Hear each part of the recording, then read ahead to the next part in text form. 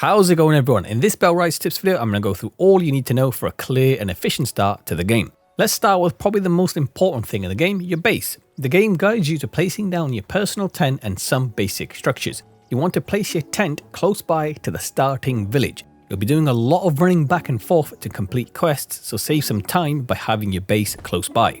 You can build some structures straight away, which you should do, like the community chests and campfire.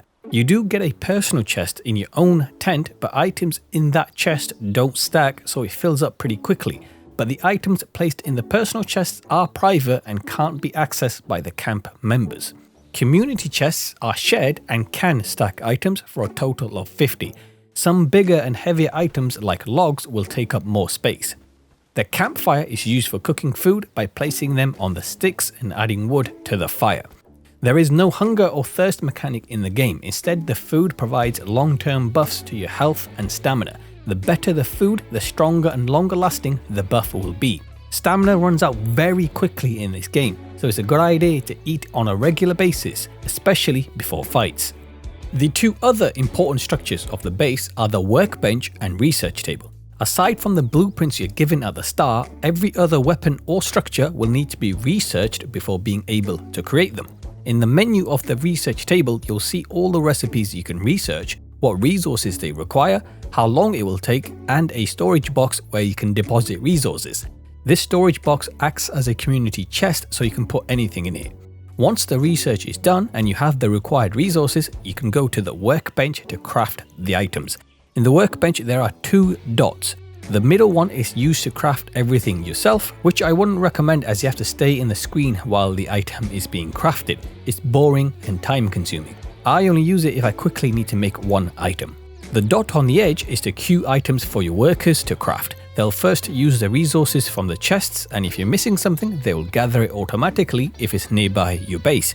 They'll also continue crafting or researching as you explore and complete quests. It's far more efficient to use workers to do these tedious tasks. Speaking of efficiency, make sure your workers have something to do every time you leave the camp. That could be selecting something to research, adding items to the craft queue, or placing down blueprints of structures to expand your base. They'll gather the resources themselves and complete as much as they can by the time you come back. I also like to place raw meat on the fire before I head out. The worker will pick it up and place it in the chest once it's cooked. Chests can be configured to your liking.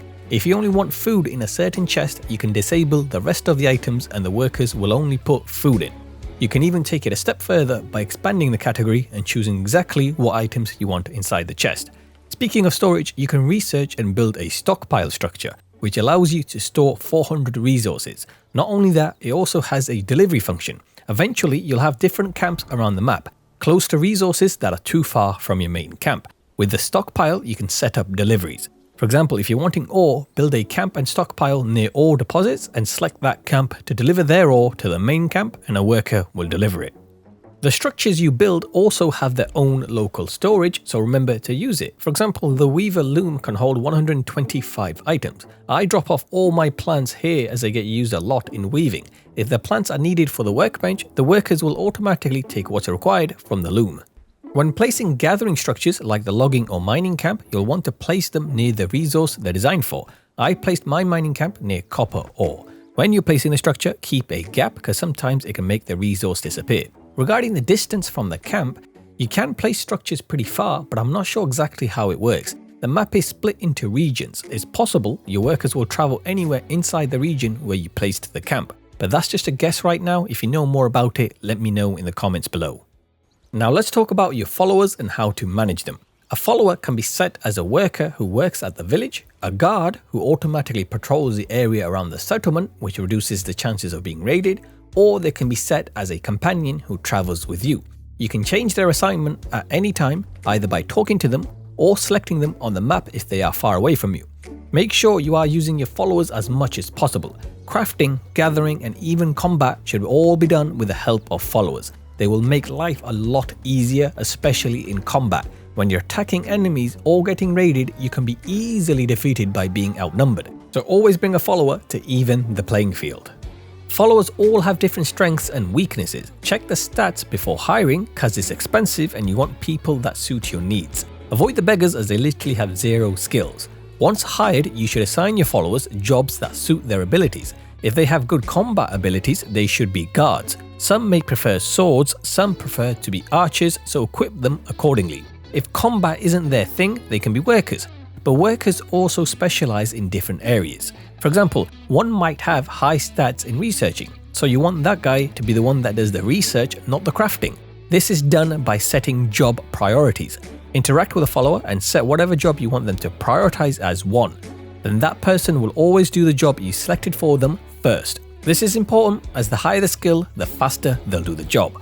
When your base grows, it becomes harder to manage things, so make sure you use the town management menu by pressing N. You can see everyone's skills and priorities, and you're able to adjust them easily from this menu.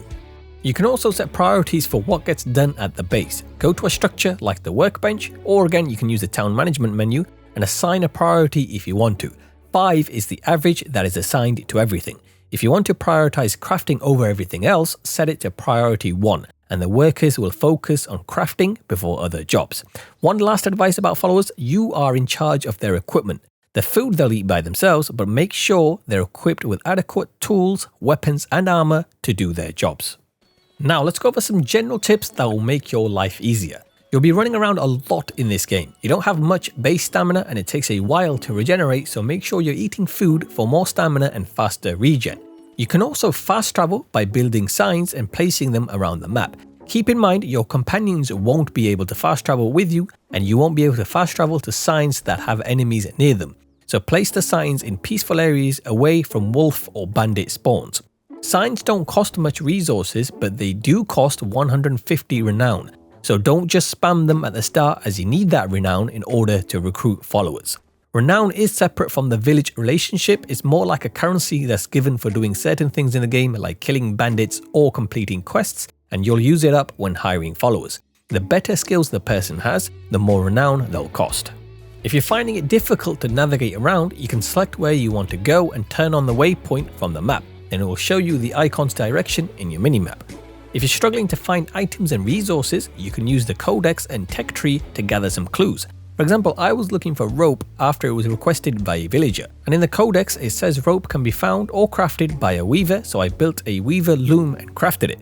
If you're struggling with researching blueprints, open the tech tree by pressing U. You can find what blueprint you want and how to reach it. For example, to research a mining camp, you first need to research the foraging camp. After a certain amount of time, your animal trap will break. You can't repair it, but it can be replaced by building another one and walking over to the broken one. You can repair tools at the workbench by selecting the repair button. Repairing costs less resources than creating a new item. There isn't a way to delete items from your inventory. You can drop them, but that leaves loot bags on the ground. However, you can build an outhouse and drop stuff in there, which slowly gets deleted. You'll come across knowledge books in your journey. They can also be purchased from some villages. They improve your skills. I would advise using the combat ones on your own character, and then the non-combat books on your followers. After all, you want to delegate the boring tasks to them. Remember, quests give different rewards. You can get gold, renown, or trust. If you're trying to build your reputation with a village, do the quest that rewards trust instead of just renown. There are a lot of quests in the game which get renewed every time you sleep. Accept as many as you can, then choose the ones that are easier to do or the ones that offer the rewards you're looking for. If you're struggling to hunt deer, you want to approach them with a clear line of sight. Then hold right click and slowly creep up. As soon as the eye symbol appears showing the deer has noticed you, draw the arrow. It will look at you first before running off. Shoot the arrow directly at the head when it's looking towards you, killing it with one arrow. Bandits will also die with a straight headshot, though I'm not sure if it will take more arrows for enemies with helmets. If you are struggling in combat, the bow is your best friend. Give a shield to your follower and let them lead the charge while you pick them off with the bow. That's all the tips for now. There's so much more to talk about, which I will do in future videos, so consider subscribing for more Bellwright tips. And hit that like button before you go, and I'll see you next time.